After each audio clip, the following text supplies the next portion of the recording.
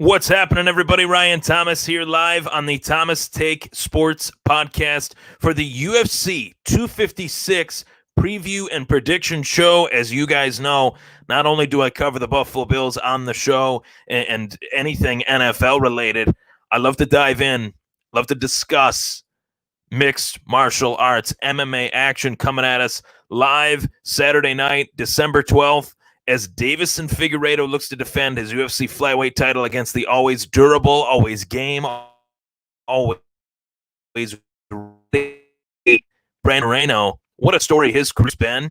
And not only that, we have the return of one of the most prominent fighters in the sport, in my personal opinion, and Tony Ferguson, El Cucuy, returning for the first time off of a loss in what feels like an eternity. Tony Ferguson comes back into the octagon against another fighter that is known for devastating finishes over the course of his career, Charles Oliviera. In the co-main event, Oliveira and Ferguson will look to put on an entertaining performance. And it's safe to say, if I were to do my early handout of a fight that I believe will be the fight, not only the fight of the night, but one of the best fights of the 2020 year, I'm willing to bet money on it that Tony Ferguson and Charles Oliveira is going to be a barn burner of a fight. But there are a ton of narratives and storylines heading into this fight.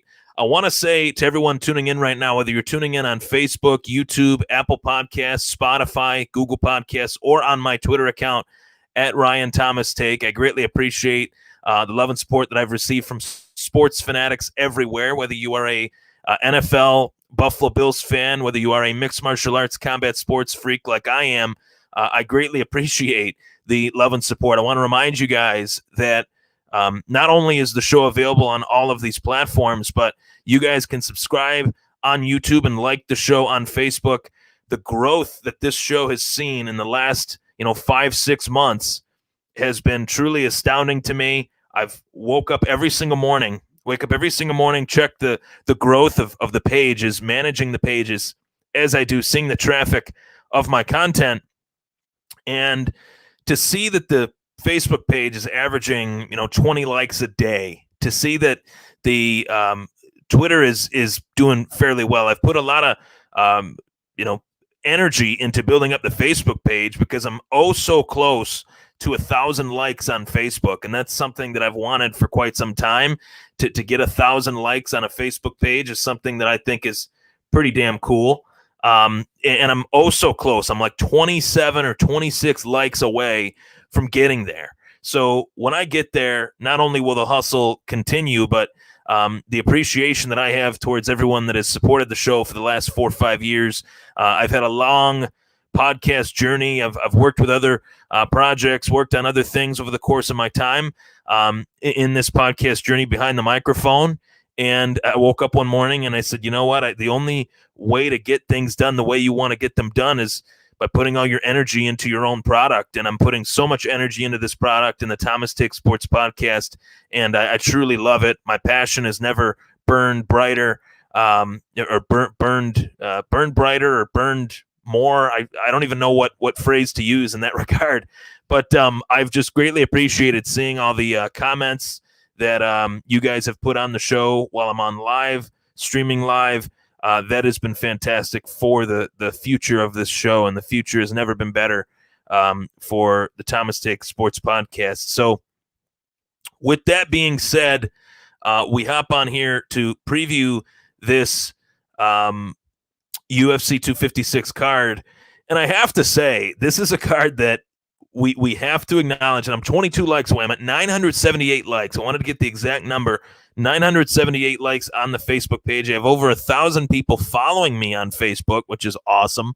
But I want to get those likes at a new level. Yesterday as well, before we get into the subject matter, yesterday's show with Kurt Haumesser of BuffaloRumblings.com did very well. A lot of traffic on that show from Apple Podcasts and Spotify, Google Podcasts as well.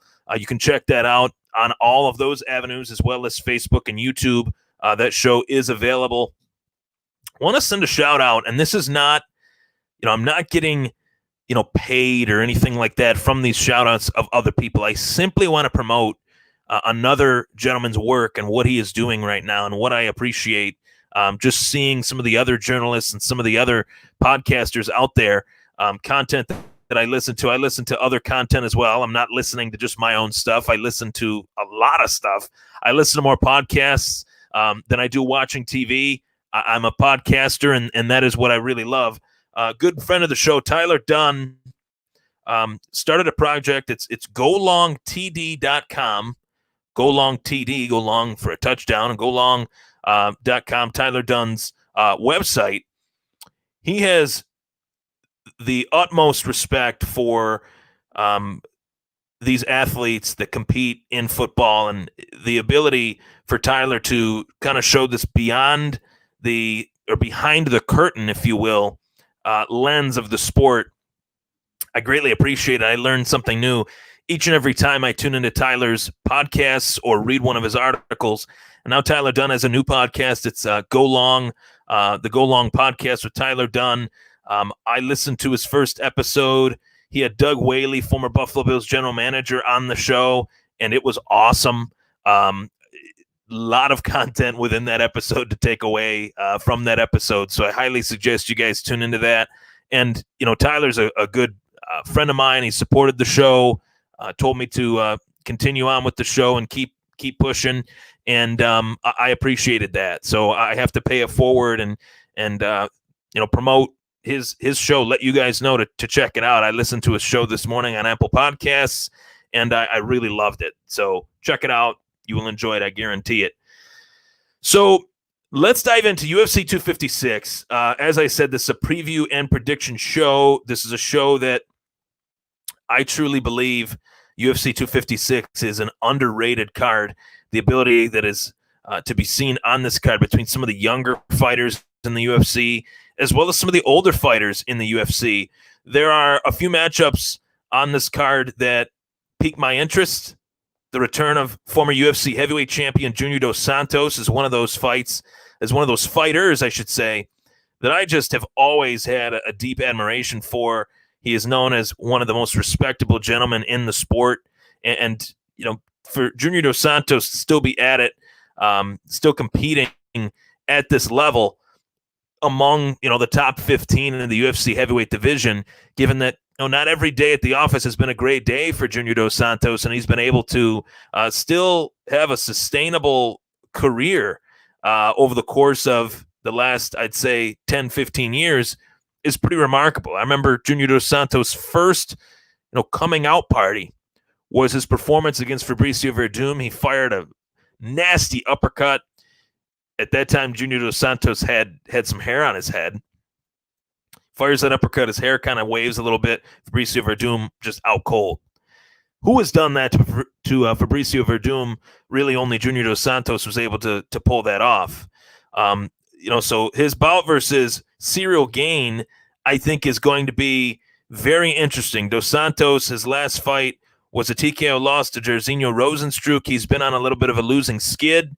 So hopefully, me being a Junior Dos Santos fan, I hope that Dos Santos can get back into the win column, and I hope Cyril Gane, who is 6-0, undefeated on a 3-fight win streak. This is, I'm pretty sure, another Contender Series guy, another guy that Dana White has found that slipped between the cracks, and a fighter that is coming off of 3 straight wins in the UFC or under the UFC banner. Cyril Gane does have the reach advantage in this one, an 81-inch reach in comparison to Junior Dos Santos' 77-inch reach. Cyril Gane, his last fight was against Bozer.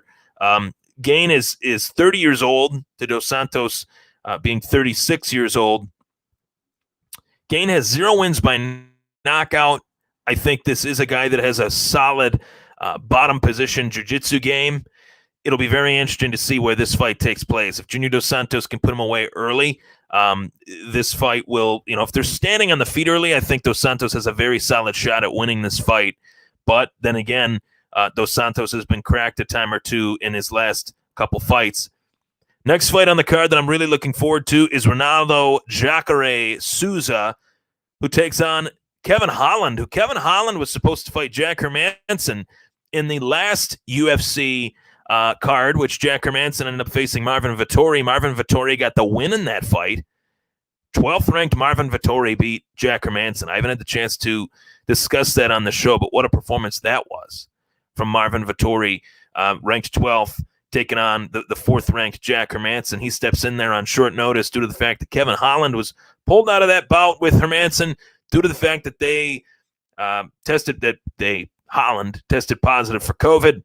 Holland was put on ice for a couple weeks, and then they said, hey, we need you to step in for such and such, who also tested positive for COVID, to fight Jacare Souza. Kevin Holland says, why the hell not?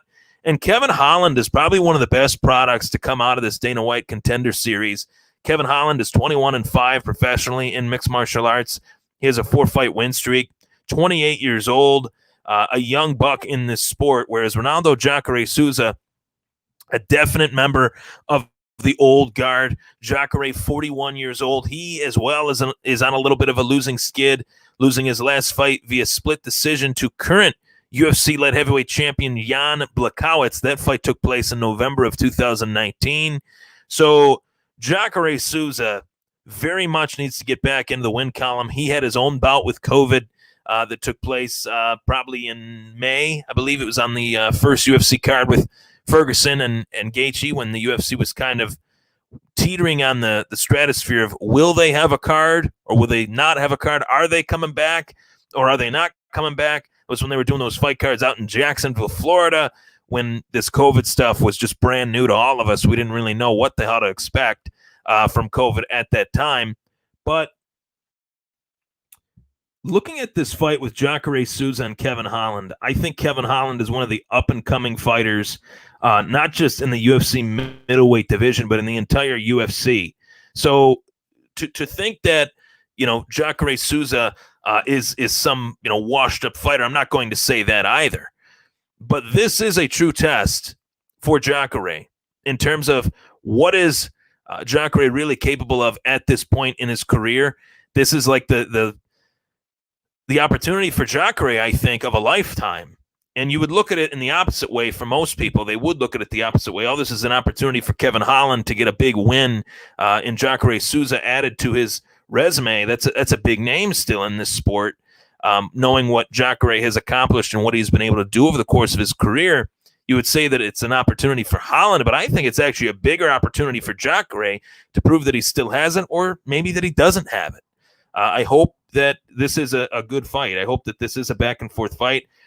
Jacare has one of the best jiu-jitsu games in the sport.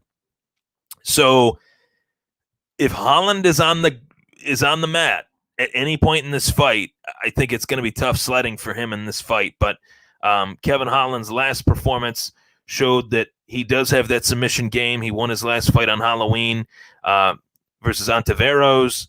And Matt, you want to talk about a reach advantage? A reach advantage in this fight. Holland, 81-inch reach advantage. Ronaldo Jacare Souza, 72-inch reach advantage. So, I highly anticipate that if this is kept on the feet, that Holland can win this fight.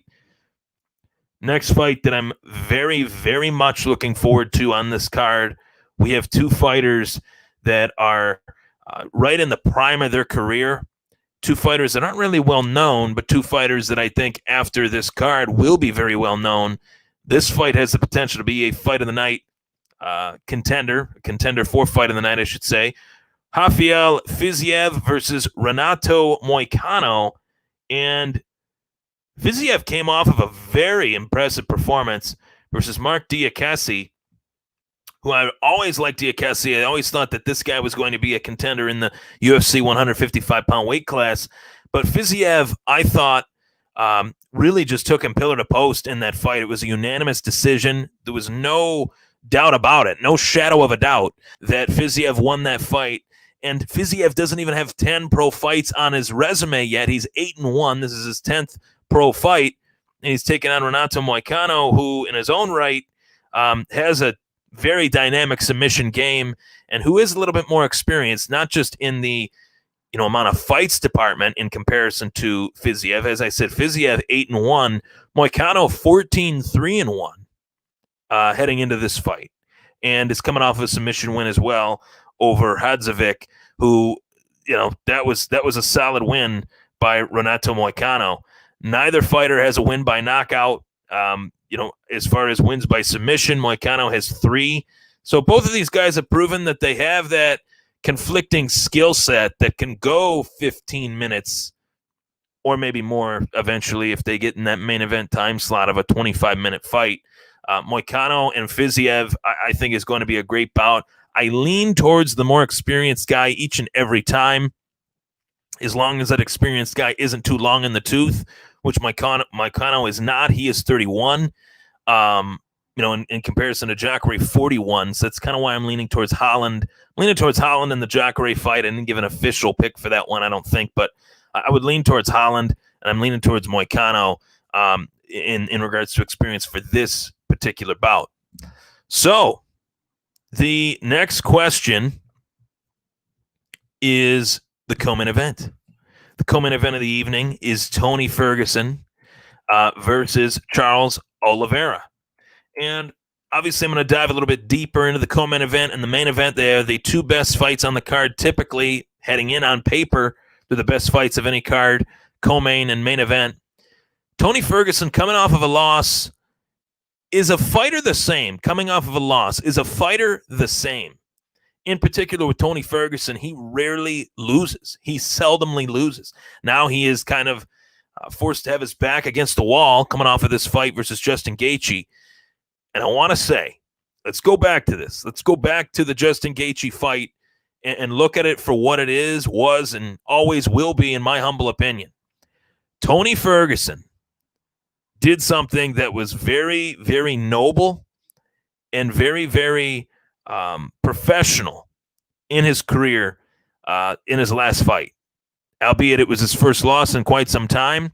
But the fact is, Tony Ferguson took a huge risk, a huge chance, taking on a fighter like Justin Gaethje on short notice to preserve UFC, 254, 253, I can't remember at the time, to preserve the pay-per-view. Regardless of what the number was, he preserved the pay-per-view. He kept the train moving. He kept the train on the tracks. Whatever, phrase you want to use, Tony Ferguson pretty much put the UFC on his back by accepting that fight with Justin Gaethje. I think that gets lost in the shuffle, and it's unfair that gets lost in the shuffle. It was not Tony's fault that he missed out on the opportunity to fight Khabib this time around. This time around, it was no one's fault. Anyway, if it was anyone's fault, it was the Russian government's fault for shutting down their borders and, pretty much holding Khabib hostage in the country. He couldn't leave to go to Jacksonville to take on Tony. So, with everything with COVID, I'm exaggerating there, but everything with COVID did prevent Khabib and Tony from fighting the last time. What prevented Tony and Khabib from fighting again, it's the fact that he lost to Justin Gaethje. Justin Gaethje wins. He gets that interim title shot. And Khabib pretty much whacks the floor with Justin Gaethje. So what would prevent Tony from fighting Khabib now is not in the sense that Khabib is retired. That's getting talked about right now, that is talked about among all the MMA shows. Oh, Khabib is retired. Khabib is not retired, folks. Khabib is taking a break. Khabib is figuring some stuff out. Finding out whether he has the drive and determination to come back to the sport while taking time away from the sport. Sometimes you need time away from something only to realize that is what you need. And I think Khabib taking time away from mixed martial arts will only allow him and only remind him to remember that mixed martial arts is what makes Khabib who he is. So I do see Khabib coming back. I do think Khabib will be back. It's a matter of when, not if, Khabib returns to the octagon. And it's a matter of who, in terms of his return. Who will he fight? The only saving grace that we have in terms of any of the fight fans out there that want to see Khabib and Tony Ferguson fight one another again, the only saving grace that there is to that is Tony Ferguson has to beat Charles Oliveira Saturday night. Charles Oliveira has to take the L to Tony Ferguson. Charles Oliveira is the last spoiler to Khabib and Tony actually fighting. And I think that we have to acknowledge that. We have to acknowledge that could happen. Charles Oliveira could very well beat Tony Ferguson in this fight. Charles Oliveira is a tough fighter. Charles Oliveira is a finisher, a true finisher. One of the highest finishing rates in the UFC lightweight division in terms of being this Rubik's Cube on the ground. His Brazilian Jiu-Jitsu is top-notch. I know Tony Ferguson is a championship caliber fighter, but Charles Oliveira is too. This is not just some scrub. The UFC, there are no scrubs in the UFC, first off, and there are no scrubs in the UFC lightweight division, the 155-pound weight class, the toughest division in the sport. I refer to it as the Shark Tank of the UFC. Tony Ferguson's one of the sharks. Charles Oliveira is one of the sharks. This is going to be a great fight. But is Tony the same guy coming off of a loss? We will find out. I don't think any fighter is quite the same coming off of a loss, especially one that won as much as Tony did leading up to that fight with Justin Gaethje. The loss that Tony suffered to Justin Gaethje was one of the first losses in Tony's career in like 8 years. So will he return to the same form that he was prior to this fight with Justin Gaethje? With Justin Gaethje. That's the question. That's the question.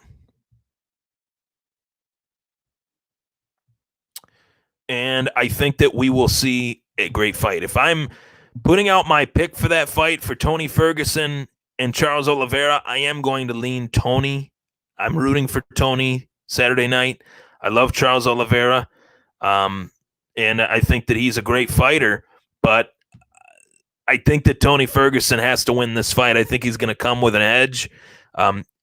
From a damage perspective, from a damage perspective and the amount of damage that Tony has taken in his last few fights, you look at who he has fought and how he has fought them.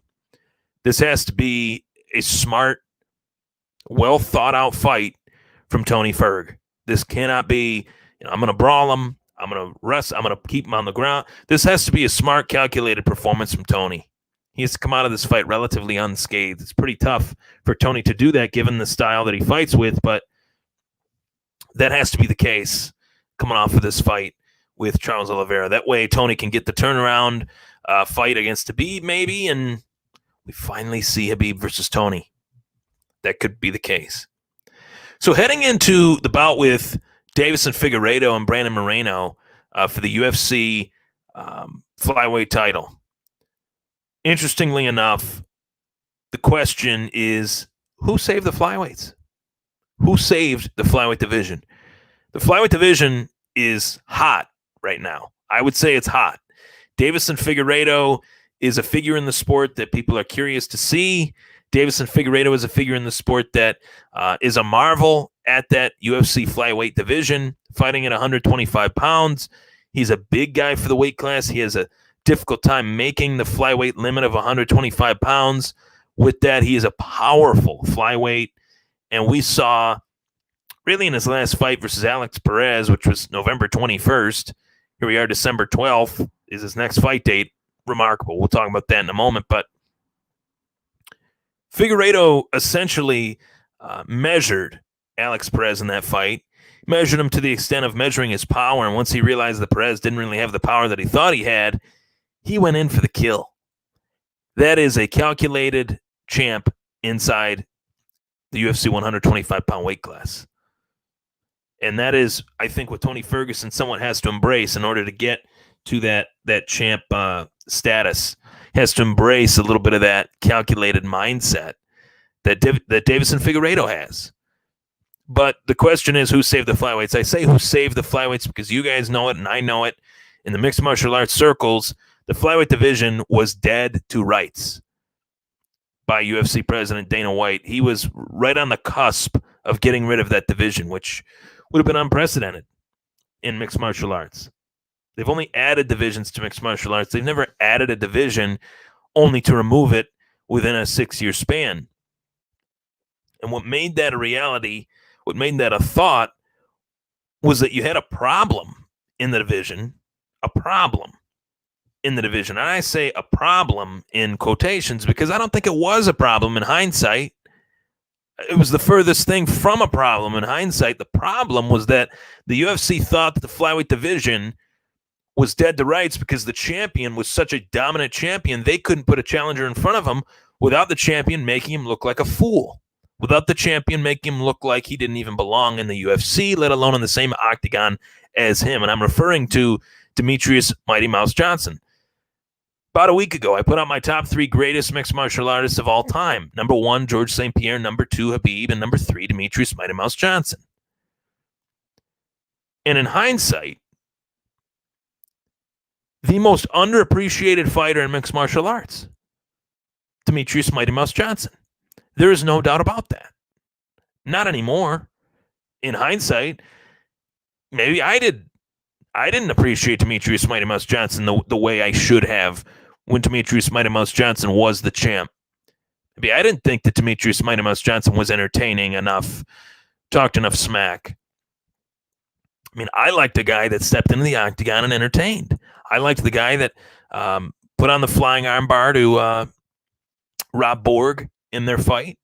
I liked the guy that went toe-to-toe with none other than John Dodson for 2 fights. John Dodson, a good friend of the show. The fact that you have a fighter in Demetrius Mighty Mouse Johnson who was such a dominant force in the division, and it was regarded as boring because of that, I think is, in hindsight, it's ridiculous that was even a thought in our minds. The flyweight division didn't need to be saved, in my humble opinion. To the opinion of Dana White, they needed some flashy matchups. Henry Cejudo, he comes away with the split decision victory. It was a very close fight against Demetrius Mighty Mouse Johnson. The rematch, that is, between Mighty Mouse and Henry Cejudo. I've watched it multiple times. A lot of dynamics of mixed martial arts took place in that bout. Henry Cejudo wins the title. Demetrius Mighty Mouse Johnson gets traded for Ben Askren. Demetrius goes to ONE FC. Ben Askren goes to the UFC, and I mean, I wanted to see Ben Askren in the UFC, but in hindsight, that's one of the dumbest, worst moves that I think I've ever seen in mixed martial arts, and it's really the only trade that has happened in mixed martial arts. Pretty crazy. Ben Askren goes on to, and I love Ben Askren, but just stating the facts here, Ben Askren goes on to hold the record for being knocked out faster than anybody in UFC history against Jorge Masvidal, and loses to Damian Maia, has a very questionable fight. Fixing my elbow here. Fixing my elbow on the mic here. And, he goes on to have these questionable bouts and with Robbie Lawler, and then he loses to Damian Maia after he loses to Jorge Masvidal. So, that's a rough look at the flyweight division. Because then you have Henry Cejudo versus TJ. TJ loses in 44 seconds. Tests positive for EPO. They strip him of the bantamweight title. Then Henry Cejudo not only beat TJ Dillashaw, but goes up to 135, and fights Marlon Moraes for the vacant bantamweight title. And then you have Henry versus Cruz, and Henry wins that fight. Then he rides off into the sunset. You got Petr Yan and Deiveson Figueiredo as the champs now of the 125-pound and 135-pound weight class. Yan 135, Figueiredo 125. But Henry left the division. So who really saved the division, in my opinion? I would say it was Deiveson Figueiredo. I really believe, obviously Henry Cejudo was a big name, but in the big fights of Cejudo versus Dillashaw, that created a launching pad for Cejudo to fight at 35, as I mentioned. But then the big fight would obviously be Cejudo versus Cruz. Those are two really big names in the sport. But in terms of a champion that it seems like people are gravitating towards, Demetrius Johnson just couldn't get that level of fandom that you would expect from a 11-time champion. Pretty crazy when we go back and look at that. But looking at the fight, Deiveson Figueiredo versus Brandon Moreno, I think that Brandon Moreno is a tough guy. I think this is a great test for Figueiredo. But I do think Figueiredo has a massive power advantage versus anyone that he fights in the UFC 125-pound weight class. And to simply just give you my pick, I'm going with Deiveson Figueiredo. I don't see anyone beating Figueiredo at this weight for quite some time. But I do think Brandon Moreno has a better shot in this fight than what most people think. He's tough, he's well-rounded, he's gritty, and he's determined to take that gold from Figueiredo. Key facet to look at in this fight is not what happens in the fight, it's what happens before the fight. This weight cut. As I mentioned, Figueiredo has a tough time making the 125-pound weight class, and I truly believe that Figueiredo will have a tough time making that weight class again, especially in this quick turnaround. I partially believe that this quick turnaround happened because of the fact that Figueiredo is fighting the weight cut. He doesn't have to do it in a stretched out time. They're actually giving him a smaller amount of time to get out of shape, a smaller amount of time so that he can stay in shape, and he doesn't have to do two massive weight cuts in as many as 3 weeks. Pretty crazy stuff. That was the UFC 256 preview and prediction show. I'm Ryan Thomas. Thank you for tuning in to the Thomas Take Sports Podcast. Ryan Thomas here, reminding you to subscribe to the show on YouTube and like on Facebook as well. You can subscribe on Apple Podcasts, Spotify, and Google Podcasts. Thank you so much for tuning in. Enjoy the fights this weekend. I know I will. Take care and stay safe.